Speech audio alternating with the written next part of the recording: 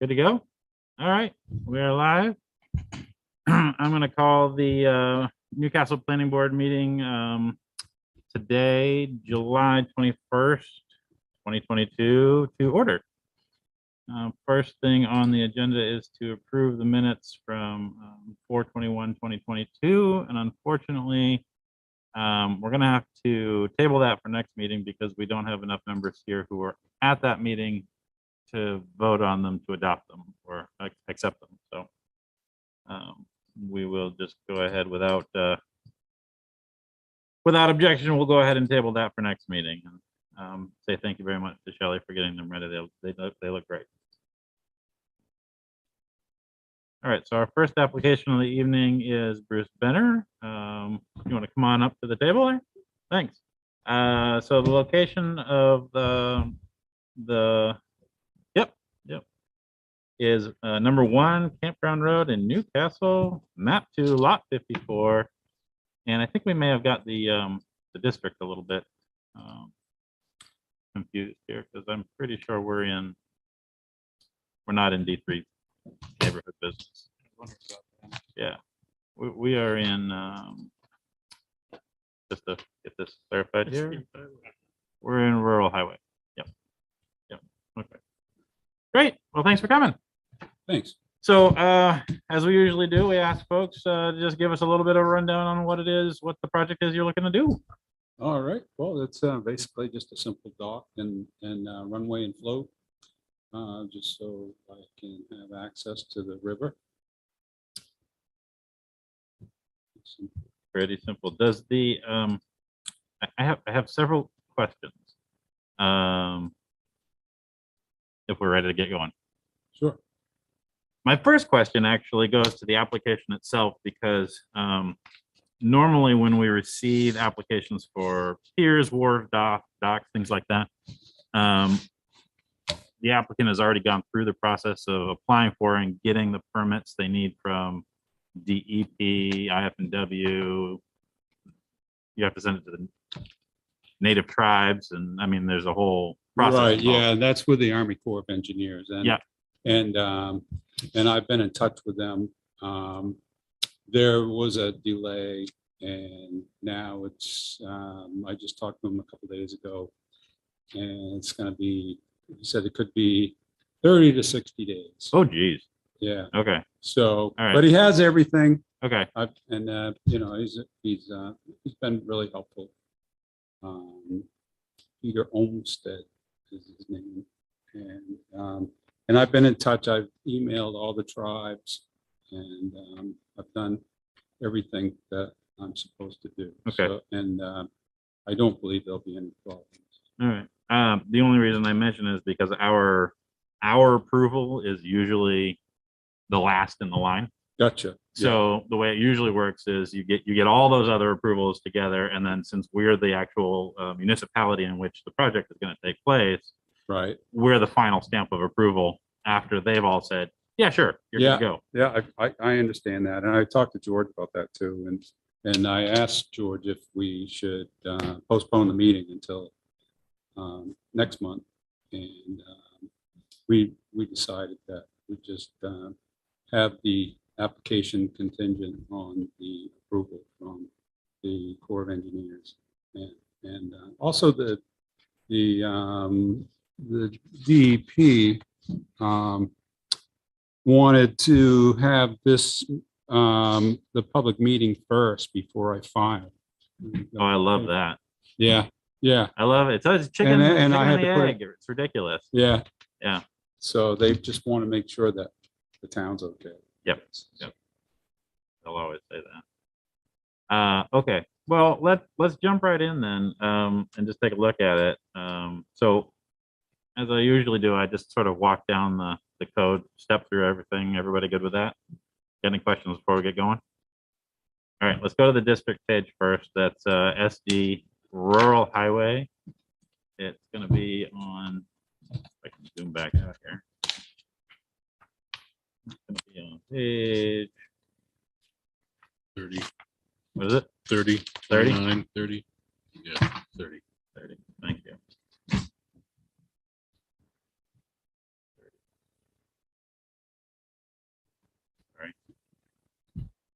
All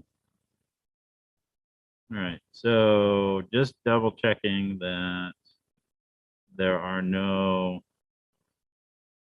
lot and building standards or any other standards that would impact this. There's no other use standards, nothing listed under use standards for SD highway, rural highway that would prohibit this type of thing from happening. So as far as I can see, we're good to go there, except for one thing. I want to turn everyone's attention to the district map page, which is on page 7, because we do have one thing we have to discuss, which is that along the border of the marsh there, the proposed dock will be located within a scenic view. So we need to review what that is and what that means. And that's on page.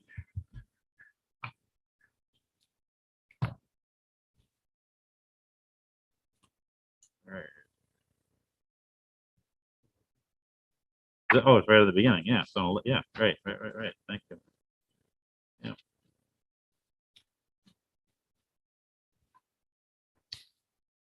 Page 11. Okay, so all right, so page 11 under 4D, required scenic views.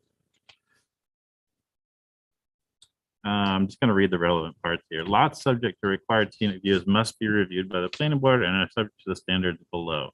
The following views are designated as scenic views on the district map and require preservation and enhancement to the greatest extent possible. And the one that we're talking about is item B, 2B, the views from Route 1 to and of the Marsh River and Sherman Estuary. There are 4 of these required scenic view sheds in Newcastle designated on the district map. It goes on to say in item 3, in considering the issue of a permit or approval under this code or approving any plan, plat, or use, the decision maker must consider and reduce to the greatest extent practicable any adverse effects on the public scenic view. What does that mean? Item 5 says the planning board may determine if there is an unnecessary adverse effects on a scenic view and direct the code enforcement officer to issue or deny the permit. Quite a ways up. Yeah, Right. So that was my question. How far up is it? It's a long way. It's what did I figure? It was like How close to the trestle? it's closer to the trestle than it is Route 1. It's probably 200 yards from the trestle. Which end of is it off the ledges there, or is it back before the ledges towards the train trestle? It's there's one rock that you can look out and see from Route 1, and it's right there. That rock is a good indicator of where it is. But it's a long way away. I think it's like 1,600 feet or better away from Route 1. Back. Does that mean, because I seem to recall there is a sort of a rock that protrudes a little bit as you're looking towards the trestle, right? Yeah. Is it after that? No, it's just before it. Just before that? It's just it's probably, I don't know, 20, 30 feet before that. And does Campground Road, how far up and over? Because there's several actual parcels there, right? There's, there's 2 parcels. One is there's the campground, and then there's the lot that I bought from Pauly Steel. Okay. And that's so, yeah, there'd be two lots. Yeah, Campground Road comes right off onto map 2, lot 51. And then there's that one in front, the tiny little one. The triangle? Yeah, Yeah. Well, no, not that one. One heading further south, Oh, down, that's right on the road. Yeah, the house, the little house there. Mhm. Yeah. And then so this parcel, lot 54 is the sort of the big parcel that intersect, crosses, it borders Route 1 and then borders the marsh all the way up to all the way up to the tracks. Yeah, that's right. Yeah. And then it comes down in a straight line to the, whatever that is, north. Yeah. Yeah. So scenic views are a tricky one. Whoa, I'm sorry, it is really raining. It is. Just a little bit of backstory, I think, on scenic views, just so we can sort of set the conversation, is that scenic views were introduced in Newcastle in the previous land use ordinance as a mechanism to help preserve, just like it said, special areas, designated areas from development.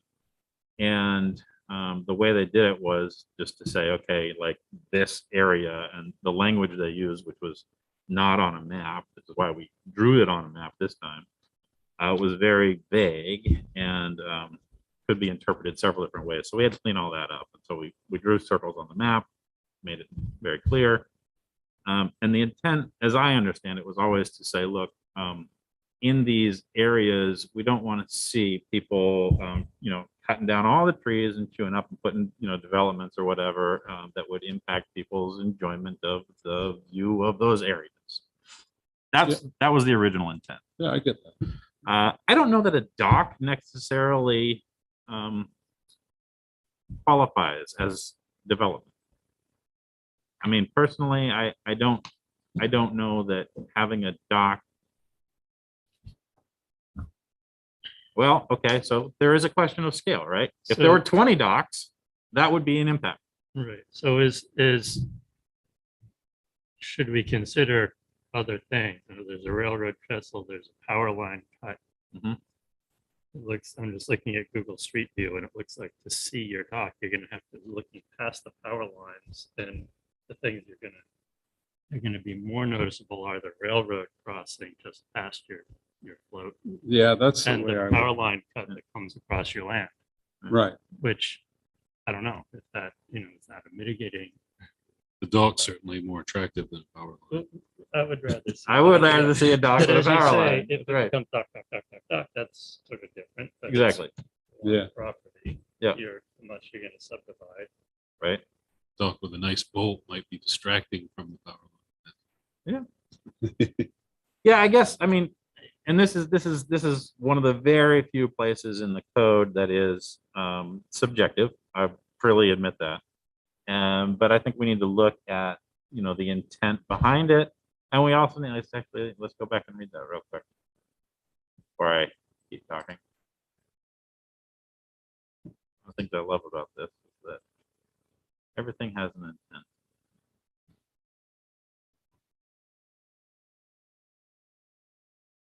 Certainly for the scope of the area as well, or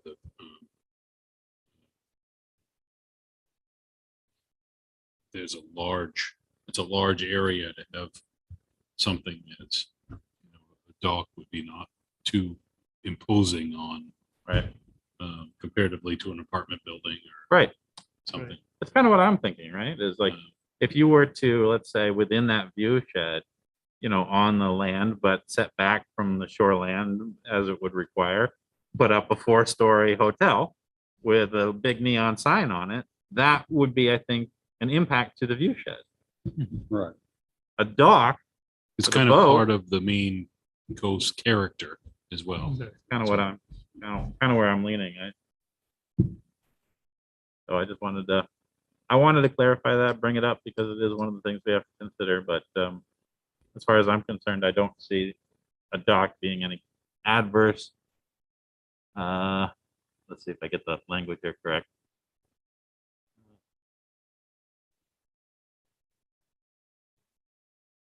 Preservation and enhancement to the greatest extent possible, and I don't think it detracts from, in any way alters that in a negative way. So. You don't plan on painting it tiger stripe. Right, exactly. No, it will fade right in. It'll blend right in. Oh, yeah. So the next thing we got to look at is shoreline zoning ordinance. And quick search, there's actually a section on docks, wharves, piers. page. Someone got it? Doesn't list page numbers. Here it's C under C. Yeah. Yep, got it. Yeah, whatever page it is. I guess it's, mine says 17. Starts on 17, goes to 18 anyway. Piers, docks, wharves, bridges, and other structures and uses extending over or beyond the normal high water line of a water body or within a wetland. And, you know, reviewing these, honestly doesn't give a whole lot of guidance.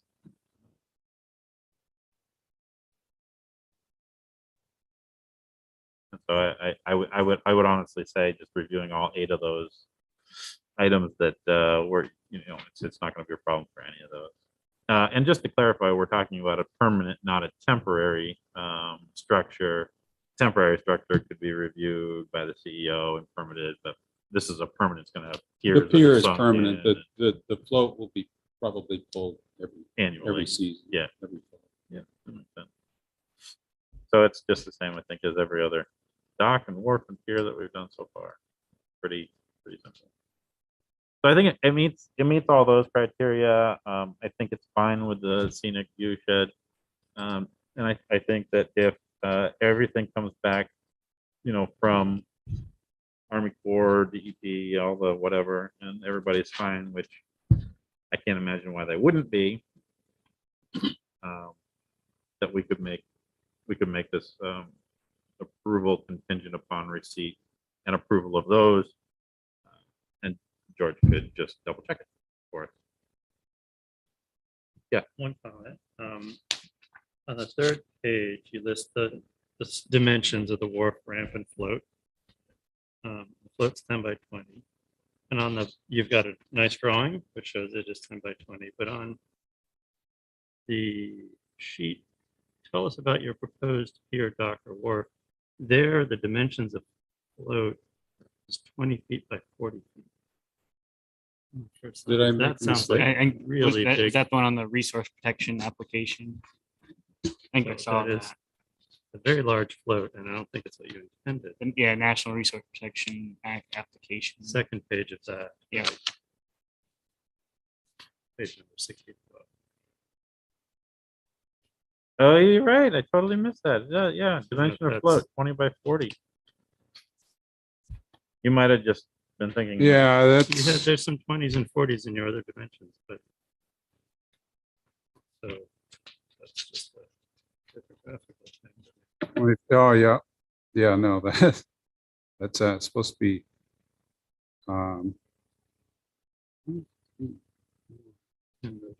so that should be 10 by 20. Okay. Saw that and was imagining. And I haven't sent that in That's a yet. big I will. It's a big float. Yeah, I'm glad you picked that up. We won't hold it to it. That is a big float. Yeah. That would be really cool. All right, so I'll change that Great. before I send it in. All right. Anybody have anything else? Any other questions, comments, concerns, thoughts? What's the total width of the channel there at high tide, you know? Of the navigational channel? Yeah, it's gosh. It's got it at high tide. Yeah. It's gotta be at least 200 feet. I know going farther down from there, there's a couple narrow points where it looks like it's a wide section. But Yeah, the actual navigational channel is only yeah, like 20 feet wide. right. where I was the- just wondering. No, this is the widest part of that As long as- stretch through there. yeah. It kind of widens out, so it's it won't be in the way. And I've discussed that with the Corps of Engineers too. As a matter of fact, he gave me he emailed me a Google map, a Google Earth map, and had me mark the distance where the dock was going to go out, and it's not. I think the channel comes in from the railroad trestle on the left side, because that's where the old turntable was on the railroad trestle. I believe Yeah. the channel runs in there, Right, and then I think the channel actually starts almost halfway into into the That's- other side. the stretch river there at high tide, because it's only, I think, 3 feet at high tide for a good section of it. Could be. And then the channel starts a little ways out, and then it kind of hugs the opposite shoreline where Right. the deep part is. Yeah. So- Yeah. Well, that raises an interesting question. Does it mean that the float will be sitting on the mud flats at low tide? No, I think there'll be, well, I just guess 4 feet of water. They might be 3, but no, it's not going to be on the mud flats. Okay. It's going to extend out. Okay.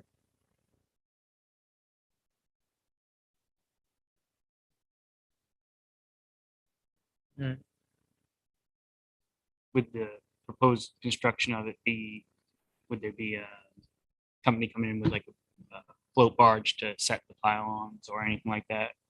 Or would it all be from the land and building out? It's probably a combination. Combination? We'll probably have to have a boat in there just to, well, I don't know, just to work off, if anything, just probably my small boat. I have a 10-foot boat that I'll probably work off that. So it'll be a combination. In your applications with the Army Corps and everything, we'll have to talk about the impacts when you're setting the piers, the pylons for the fixed portion of it and everything, so that you minimize the amount of ground disturbance, Right. you know, to all the wildlife and grasses and everything like that. Yeah, there wasn't too much on that, but where it's all ledge, it's not really a problem with them. So everything's gonna be pinned to the ledge. And honestly, it's one of those things where we have the very few standards we have, and usually in these cases, the state standards are much stricter. You're Harder to right. meet. So if you meet them, Right, you're usually good to go. gotcha. All right. Good questions. Anybody got anything else, George? No, well, I've sort of been thinking about it and reviewing it for a while, and I didn't really see any major issue. Well, of course, like you said, pending Army Corps and DEP's Right. review, and I know that they do a fairly thorough job in their departments. So, Yep.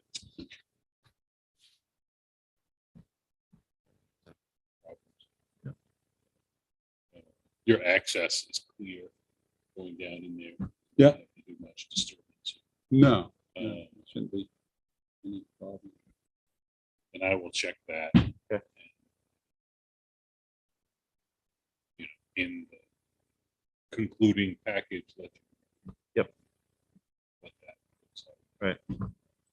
Yeah, with a dock or a wharf, on shoreline, you're allowed to have a natural path leading to it. Right, which there Right. basically is. There basically is. So you can improve that, but you can't along the shoreline. And George can give you the specs. You can't cut or clear except along that little path. And I think it does actually give dimensions like max width and everything, right? Yeah, and it's varying with resource protection. Right. Stuff, but if you have you can't really cut obviously shoreline any significant amount of create density, but I'll take a ride down there. Yeah, Talk about that with you. okay, yeah, let me know and I can meet you over there or something. and Yeah, right. Give you a ride. Cool. Great. All right. I think we're all set. So if we're good, do we have a motion to approve pending receipt and approval from other main agencies that would review this? Made. Do we have a second? Thank you, guys. Made and second. Any other discussion? All in favor? That passes 3-0. So get with George, follow the process like we said, get all the rest of the paperwork, and when you're ready, George will issue you the final permit. Okay, great. All right, I appreciate it. Thank you everybody. very much Thank you. for coming. Yeah, you bet. Thanks. Have a good evening. Thanks, you too. And look at that. It's not raining anymore. Yeah, I know. Perfect That was timing. perfect timing. All right, so application to Kevin Ellis. Come on up. We are talking about possibility of creating a 14 lot subdivision. I think at the intersection of Hassan Avenue and 194, right?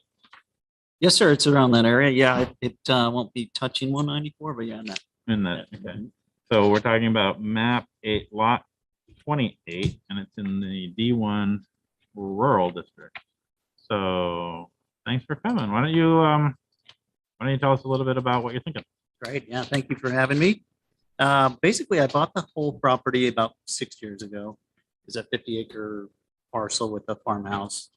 And then my wife and I were kind of traveling. We would set up events. So we were event planners. And I was a carpenter when I was home.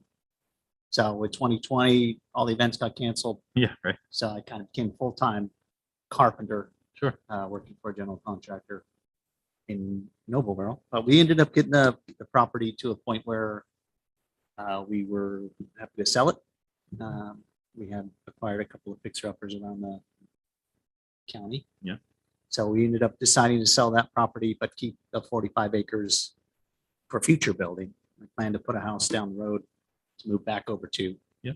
And then I had a neighbor approach me about a property for his parents, looking to carve out a piece of land to build a house for them. So I walked the property with him and kind of decided that it's difficult for me. It would be difficult for me to carve out just one piece because of the topography. Okay. So I thought my long-term plan would be to have a couple, mainly for my family, but to kind of break down the lots potentially for future building for my own career. Sure. So when I went with him, he is actually a general contractor, so he was pretty helpful to have around, and we walked the whole space and kind of worked out the path of least resistance for his parents and then potentially other lots. Yeah. So I kind of ended up just making this design based on walking it and identifying building sites that I liked with access for driveways. And I kind of ended up thinking about this could potentially be an opportunity for myself to have houses down the road that I build and sell or have other friends and family. Since I've sold the house, I've had multiple neighbors asking for pieces of the land. Uh-huh. And I know I couldn't divide more than 2 times in 5 years, I believe is the rule. Yep. So I kept having to say, I'm sorry, I can't really do that maybe 5 years from now. But so it would kind of be an opportunity too if I ended up deciding to go that route. But I do plan to keep the majority of the lots for my own self and for maybe houses down the road. Yep. But I do have a couple of neighbors and friends that were looking to build. And I could potentially sell some lots to help me cover the cost of that road. Yeah.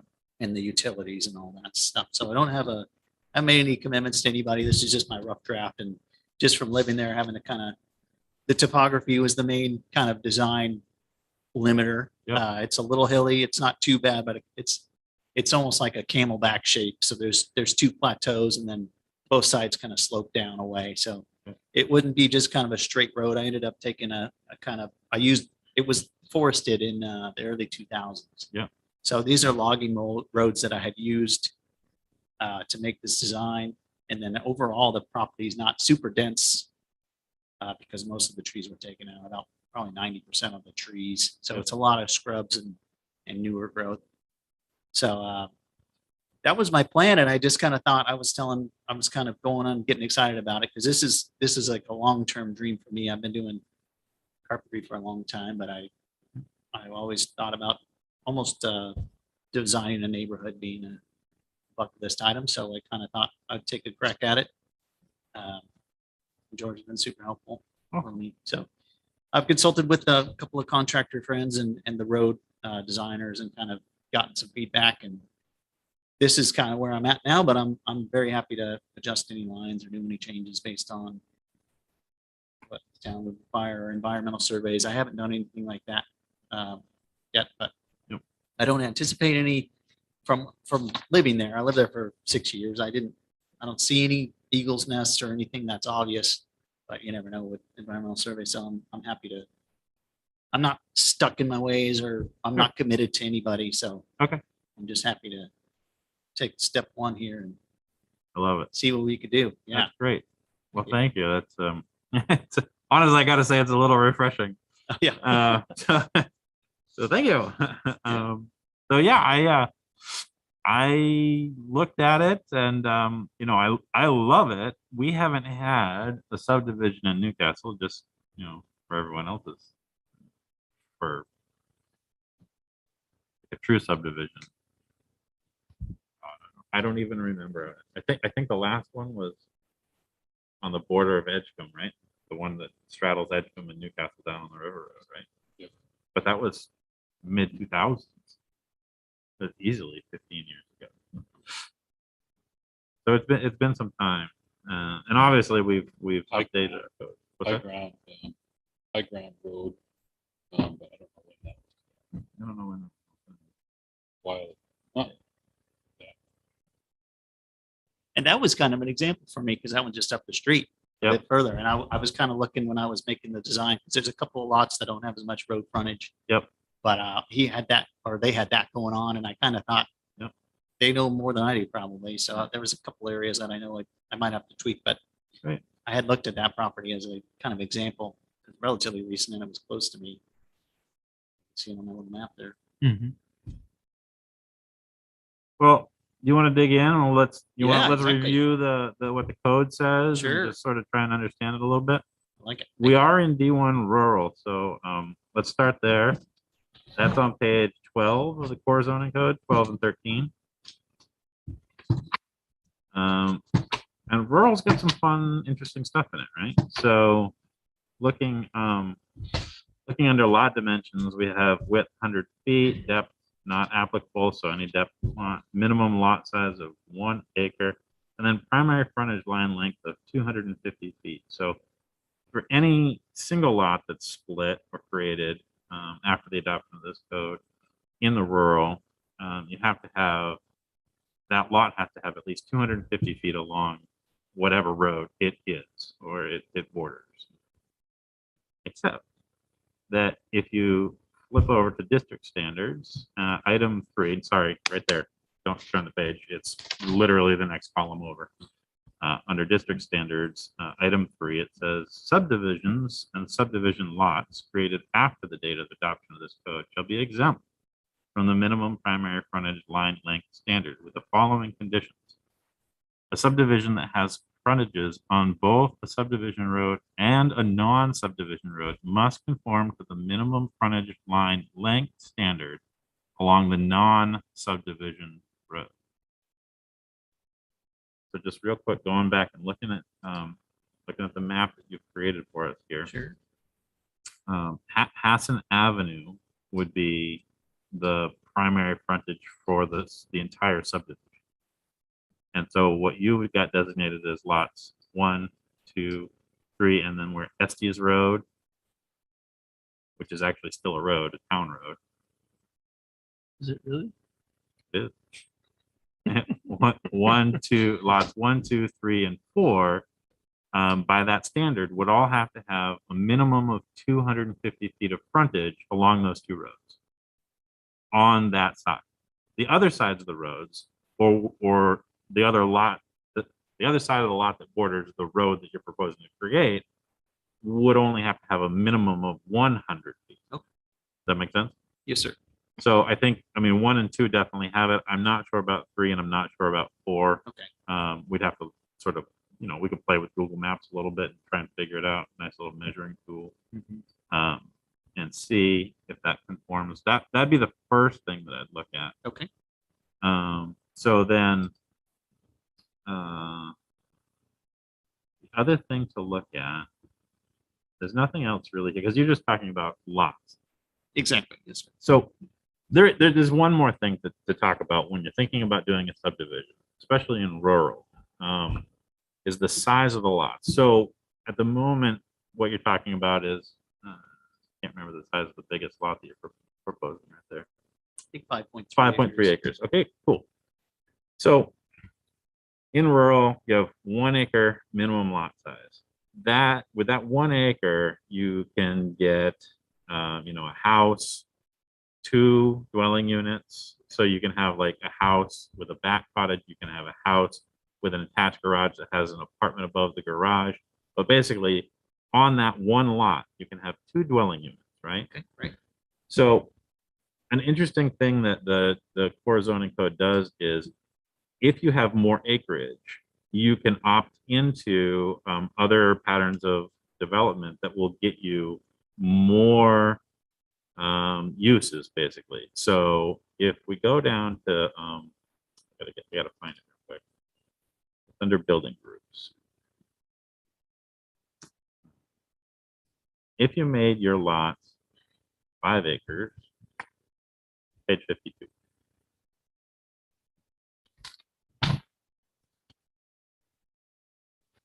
All right, so in D1, there's a table right there, building groups permitted by district. So building groups are arrangements of buildings on a lot that allow you to have more uses. It's an alternative development pattern with unique lot standards and setback standards defined by the building group itself. And it supersedes in some cases, the standards of the district itself. And it's a way that you can use to get more density, but it also allows you to develop things in a manner that's more consistent with how things were developed in the past. So, Okay. for example, it was a very common thing in the past to have a farmhouse, and then someone built a barn behind the farmhouse, and then you connected it, and then maybe you built an L, and maybe you brought in a house, in the wintertime across the lake, and you stuck it on the side or whatever. So you have like, basically like 2 houses, a connector to the barn, a big barn that you may use for farming, but you may not anymore. And so we wanted to, when we were designing this, we wanted to be authentic with that pattern of development and not prohibit it. We wanted to allow it to continue to happen. But the way that happens is, if you look under the table here, in D1, you're allowed to have a connected farm. These are types of building groups, a small rural compound or a large rural compound. The small rural compound and the large rural compound are locked to acreage. So the small one, the minimum is 5 acres. And if you've got 5 acres, then you can pop down here to the next page under C, small rural compound. And it says under description, medium-sized lots that allow for more dense arrangements of buildings in the character of traditional rural farms, with buildings grouped together to efficiently meet residential and working needs. So lots 5 acres or greater, lot width of 250 feet along an existing road or private or public road. You're talking about building a new private road for the subdivision. So item B there under standards, it says a small rural compound may include up to 4 units. So you actually get like 2 more units by having that 5 acres than you would if you just stick with the 1 acre or 2 acres or whatever, you know what I mean? Sure, that's great. So I only mention that as when you're thinking about designing the size of the lots of the subdivision, it might be a selling point to hold 2 of them or 3 of them, depending on how much land you have, to that 5 acre minimum standard, against the idea that, well, those are worth maybe a little bit more for someone who wants to get a little bit more density by doing this. So that's just an idea Yeah, thank for you. Yes. And so there's some good standards there about, it's pretty basic, but it does talk about, the private road and the setbacks. It's got its own setbacks and everything like that. And then it talks about the types of buildings that you can have down on the next page, page 54. Single unit residential, multi-unit residential. You can even do mixed use buildings, which that's the way in rural, you can actually get to the idea of having mixed use buildings in rural for non-agricultural uses. Does that make sense? Yes, sir. Yeah. And that's if you go 5 acre lot. 5 acres or more, Right. you can unlock that mixed use building. So you can actually have like commercial and residential buildings of, a good size, 100-foot width by whatever, maximum square footage of 20,000 square feet. So if you just hold that idea out there, you may be able to unlock some possibility. Maybe there's a business or, Oh, yeah. part of it is like a, some commercial activity as well as just residential. I'm just letting you know what's possible. I appreciate that. And actually, that was one of my questions. My wife is an event planner still. She does weddings. Yep. So our long-term dream would be to have an event space potentially on this property somewhere. And our idea was that we could use the revenue from that to pay for a lot of the HOA fees for the road maintenance and plowing and kind of have a community center almost, even though on a small scale. Yep. Where we operate events out of. Yep. So that was my intention for lots 1 and 12, kind of with the open field. We have a barn in Newcastle on West Hamlet Road. Yep. But we thought about that location was not as good from parking and things like that. Yep. So we thought about that potentially as being an opportunity. And I mentioned that to the neighbors, saying, like, I would make it where it's not going to be obnoxious. Mhm. But I think that would be a real priority for us because that was one of our long-term dreams. Yep. So if that would be, I could section off those into 1 5-acre lot potentially here. And maybe And have, that on the back yep, burner as a exactly. future potentially item. Yep. So that's So- great. I will probably just accommodate that. another one. I mean, this is worth reading if if you have a chance, read the core zoning code for building groups, because the connected farm, I'm sorry, the connected farm is the first one that allows 3 units, one of which must be a dwelling unit, but that also allows for more commercial opportunities. Okay. And then, okay, so we don't allow multi-unit courts. But yeah, I'd look at those. The connected farm, which doesn't have a minimum acreage requirement, does have setback standards and stuff that are associated with it. Okay. They're not huge. You just got to make sure when you design the lots, you meet those. And then the small rural compound with the 5 acres. So just to put that out there. That's super helpful. Thank you so much. No problem. Does anyone want to say anything else before we move on? Because I was going to jump over to the road side of the conversation. I was just gonna say that next thing. That's actually the big Aware of. thing, really. Yeah. Sure. So we have a road, driveway, and entrance ordinance.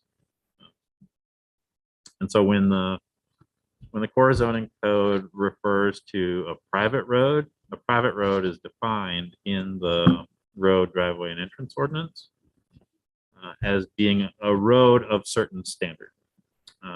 And that's in section 2, driveways and roads. And basically the table 2.2 gives you all the specs that you need to create a road. And you might have already talked with contractors about this, a minimum right of way of 50 feet, minimum travel width of 12 feet, minimum cleared width of 22 feet, so on and so forth. It talks about grades, it talks about centerline radius, it talks about crown of road. It doesn't have to be paved, it can be dirt, because we're not talking about a public road, it's a private road. But for a subdivision specifically, if you're going to go ahead and plat out the entire subdivision, and what I mean by that is actually go ahead and draw it all out, deed all those out, register it with the registry and everything, then the road has to meet these standards for the subdivision. And that's really the biggest thing. And honestly, what I'm most concerned about, and I'll just jump right to it, is that it's under roads, which is D5.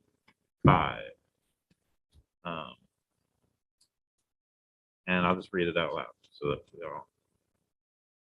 Public or private roads may be constructed as dead-end roads with the following provisions, because that's that's the way you've got it drawn currently.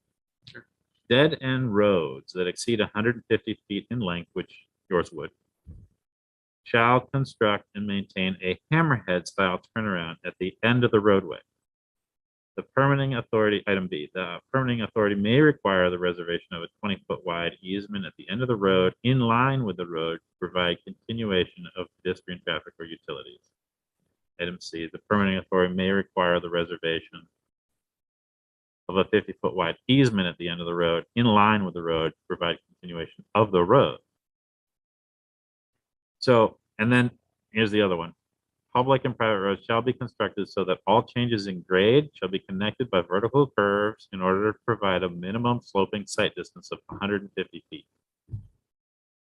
Now that sounds crazy, but looking at your drawing here, you got this like hairpin turn up Sure. around 13, which won't meet that standard.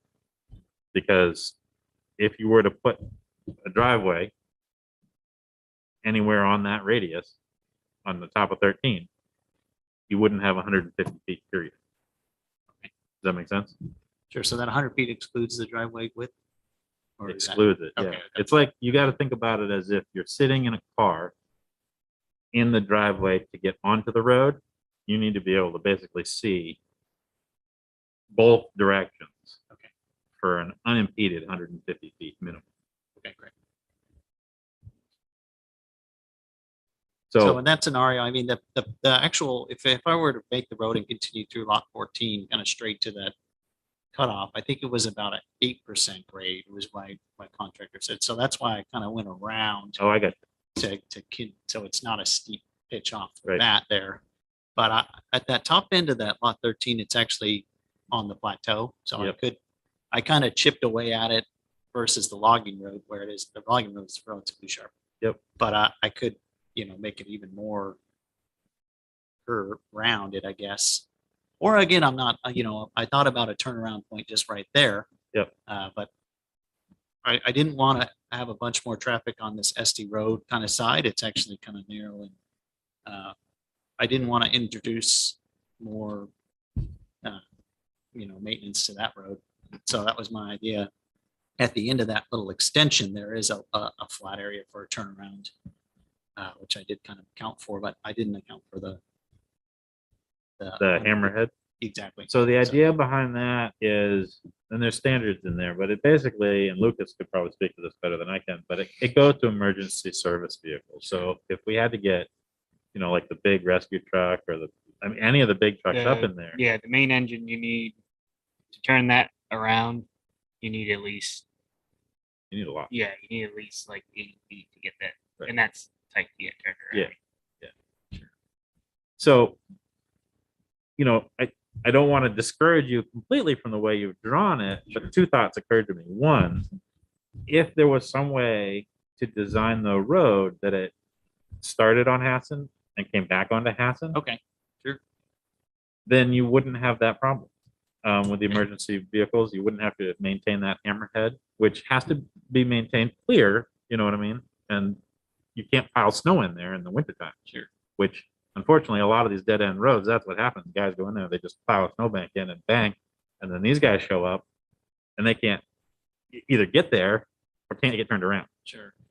And that brings up the second point that I thought, which was, plowing. Yeah. Is always easier if you can go in and out Sure. without having to stop somewhere and think Sure. about where am I putting that snowbank. Yeah. So with the sight line distances thing, and this is just me talking, like if I was doing it, Yeah. I'd be thinking about plowing. Great. Yeah. And then getting emergency vehicles turned around in there. Sure. If I was looking at it and I said, well, I don't know if you could stick one of those 5-acre parcels up in that, 3, 4, 5, 6 area that would make enough sense to bring the road back down onto Hassan. Sure. And then you've got that 5-acre reserve, like we talked about before. So that opens up some potential possibilities for you. You've got 2 points of egress and, Yeah. out of the subdivision, which honestly, people who live on those love them. Sure. So just some thoughts. I like it. Thank you. And I'll double check because my concern was just the grade. But if it is only a 200-foot section, I'm sure I could kind of blast out and retain the walls a little if we had to. Yeah. So you're thinking this the grade of basically lot 3 that you got drawn in here from the where the road bangs at 90 to the Sure. left. Yep. From that point down to Hassan along that line of 3 that divides lot 2 and lot 3. That's a steep grade right there. It is, and it's the least steep at that kind of the top end of lot 3. So it would be almost near the SD road connection is the least steep portion, but I could walk with the road contractor. He was more concerned about the initial climb. If I went via on 14, kind of straight up. Oh, yeah. Uh, Yep. But I didn't even walk that with him because I mainly this house on SC Road, they're really nice, lovely people, but they got some dogs that are pretty happy. So I thought if I could keep the traffic away from their house, it'd be a little more pleasant and long run dog parking. And all that. But that makes I like that flow a lot better for a one-way loop essentially, even though it'd be two ways, but it would probably operate most of the time as a one-way loop. Yeah, and I imagine, I mean, the Be amazing. primary entrance would be up the main entrance off of Hassan, and I'm sure that'd get the most use, but just to have that backup is a possibility. It just, something to think about. Yeah, I like it. Thank you. I'll confirm the slope because it does, I think that side is less steep, but it's still with the borderline with the grade. Is it 4%? Is that the minimum or the maximum grade? Max is actually 10 Oh, for a okay. private road. So Okay. you're at 8, you're fine. Okay, good. The only other thing I wanted to mention was that where you have entrances onto an existing road, you have to, I mean, your road contractor will already know this, but you have to have a negative pitch for a certain amount of length. Okay. After you exit onto the new road, basically after you exit Hassan onto the new road, it has to have a slight negative pitch, and that's to allow water to shed off the road. Okay. If the road is built such that it has a positive incline off the main road, snow and ice and everything comes down, floods Okay. across the road and everything like that. So Okay. that's to maintain water coming off of you. And then after a certain distance, you can rise up again. That's so that any water coming off your new road that you create will fall into the ditch lines, where there'll be a culvert, alongside Hassan Avenue underneath your new subdivision road. Okay, perfect. I think you planned on all that, but I probably remind them. And those standards are all detailed in the roads ordinance.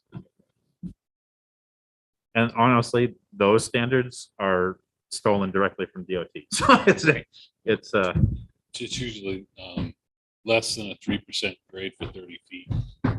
Doesn't have to necessarily be negative, but if you have your drainage designed on Right. 1 to 3 areas, yeah.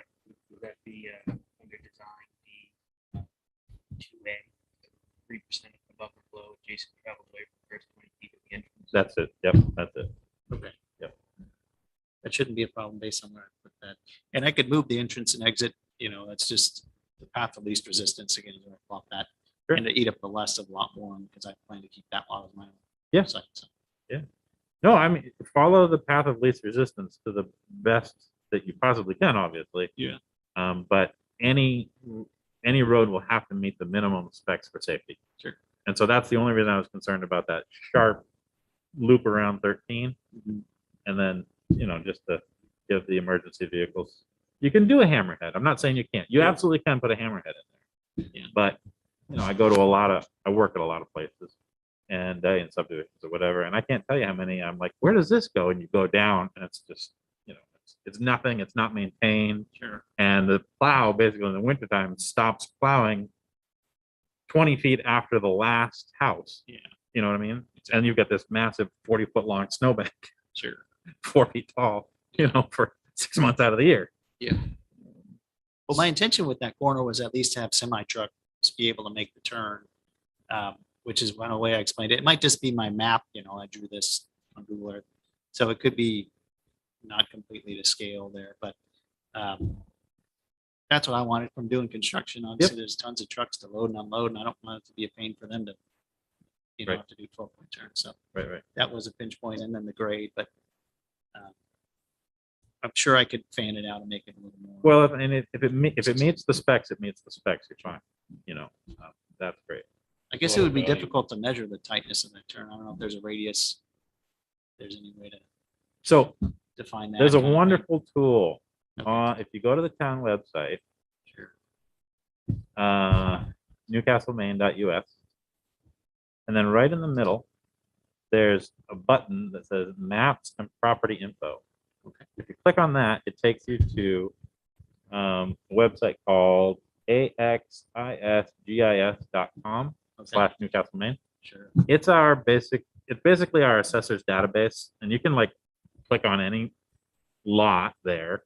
You can turn on different layers. You can turn on satellite imagery. You can turn on different GIS layers. Right. You can get all the assessors database information on all the lots in Newcastle, but you also have measuring tools. And there's some great measuring tools that'll do rectangles, circles, lines. It'll calculate areas and polygons. So it's kind of like Google Maps in that way, but you have more tools. It's quite accurate. It is very I've accurate. used it a couple times. It's within Feet. 5 feet. Yeah, yeah. Sure, great. So it's pretty good. So you think there's kind of a recommended radius that I could find somewhere online or? It's just right in wasn't the sure. roads ordinance. Okay, great. Yep. Yes, thank you. Sorry. No, you're good. Otherwise, a subdivision. I just want to go and quickly read the core zoning code about subdivision. Did anyone else get a chance to review subdivision? Like I said, it's not something that we do or have done. And when we updated from the old land use ordinance to the new core zoning code, we actually had the consultant rewrite our subdivision rules so that they were a lot simpler. Right. And they are Yeah. actually.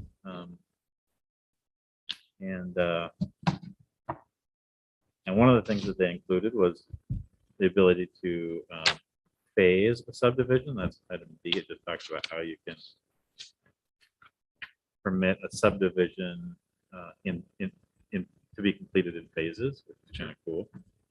Details of the procedures about how you go about doing that, and then the approval standards. And we would have to, when you brought forth your application under the approval standards, and this is something you should read because you have to address each one of these things. We would have to make sure that each one of these things under approval standards is met for the subdivision in total. So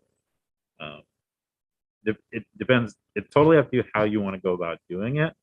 But the truth is, I think that creating a subdivision from scratch, having it, and George and I have talked about this a lot recently, but actually having it surveyed out, because you have to place markers to define the boundaries of the lots of the subdivision. And then it has to be registered with the Registry of Deeds as a subdivision. Okay. And that was my biggest concern, mainly from an expense perspective, until I get kind of approval almost or pending on that or something, because I know that survey would be really expensive. So It's I one wanted to lot. hammer out on my lines. Yeah, Yeah. exactly. So it's probably $40,000 or whatever it is, which is fine. I'm prepared to do that. That's part of the whole process is figuring out what's worth my time and if it's worth doing. Right. But I know from just trying to survey that 5-acre lot, it was $5,000. Just for that one. Yeah, exactly. So I think maybe they're gonna have a discount. But They might. I'm like, They might, you never know. it's a pricey likely. operation. So, yeah. No. So I'm happy to do whatever's required by the town, but I didn't want to do anything until I was further along.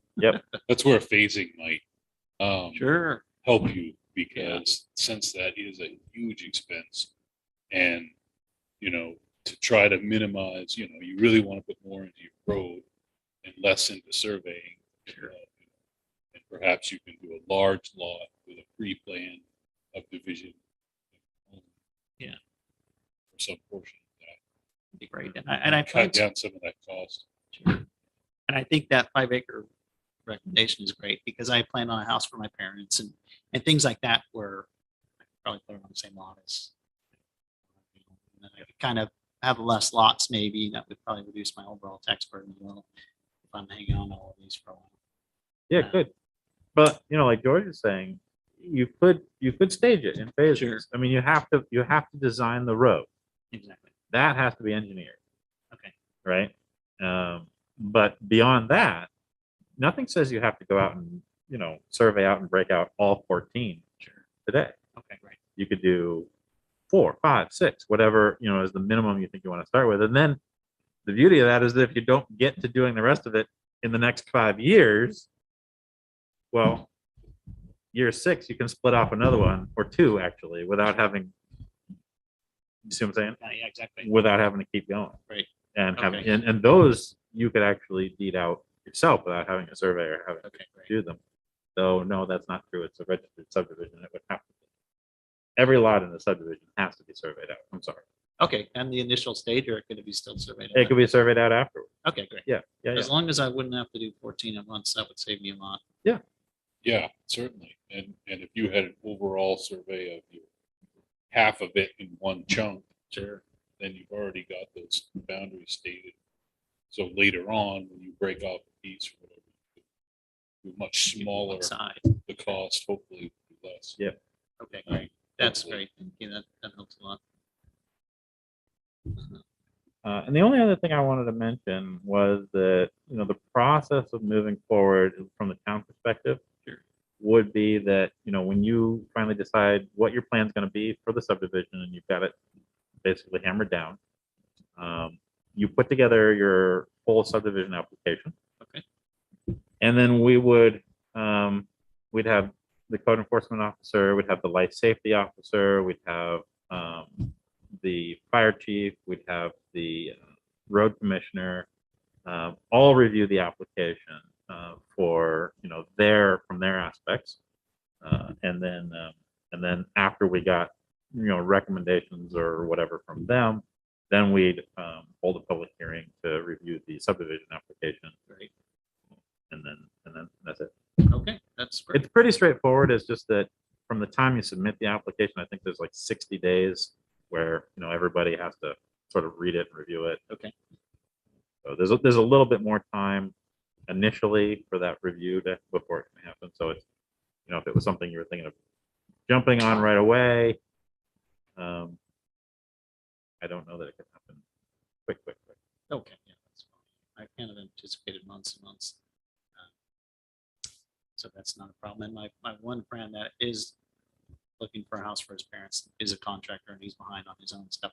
So he wouldn't be able to build it for years anyway. So Okay.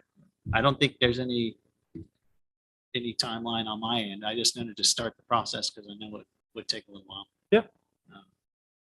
So that's That's wonderful. Great. Anybody got anything else they want to discuss or have thoughts about? So do you have any more questions for us or any more thoughts about? I don't think so. I kind of was thinking an environmental survey, is that a requirement or is that kind of like if somebody objects, then I have to do that kind of thing? Or I just heard that term. All right, so what it says is, under approval standards, item C, pollution. The proposed subdivision will not result in undue water or air pollution. Making this determination, it will at least consider elevations, soils, subsoils, slopes, effects on effluents, availability of streams for disposal of effluents, applicability of state and local health and water resource rules and regulations. So the short answer is no. Nowhere in the code does it say you have to have that study done. However, how are you going to prove to us that you've met those requirements without having something done? Sure. Does that make sense? Yeah, sure. So I would consult with, somebody who does that and ask them what their recommendation is for how do you meet these standards that, Okay. at a bare minimum, Sure. what needs to be done. Great.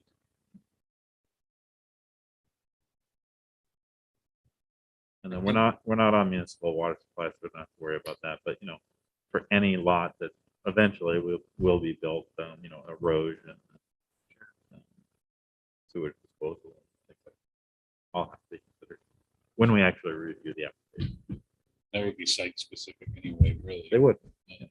By the purchaser or Well, yourself if you're building. yeah. I mean, we have to review it as for the subdivision as a whole under the procedures part of the subdivision rules in the core zoning code.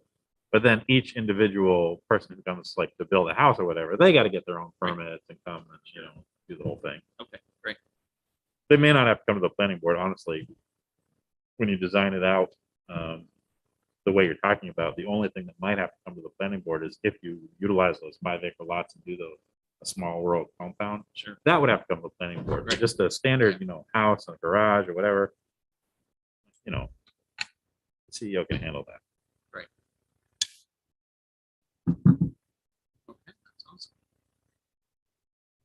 Great.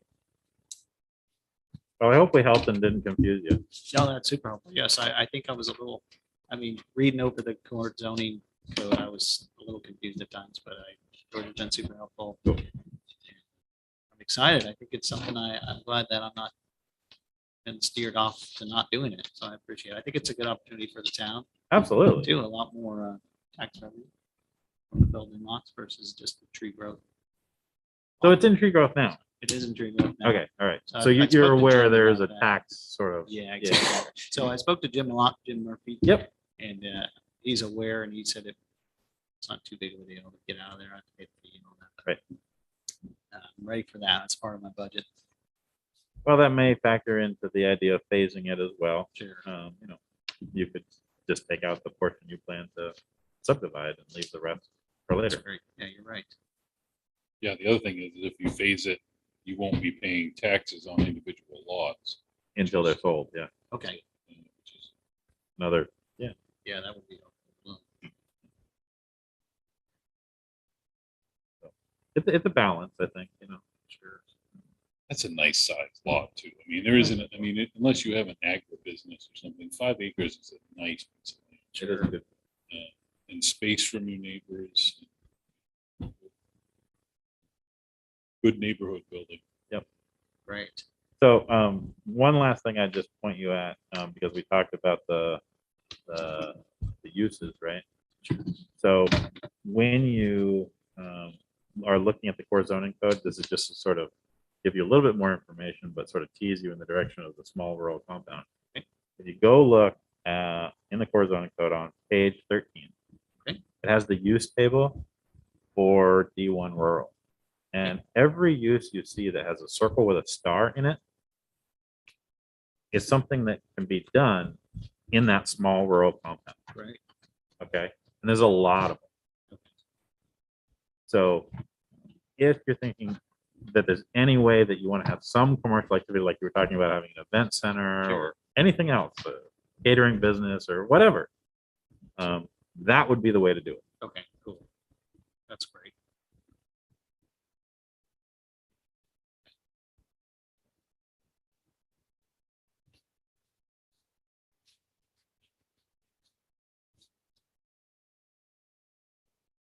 Great.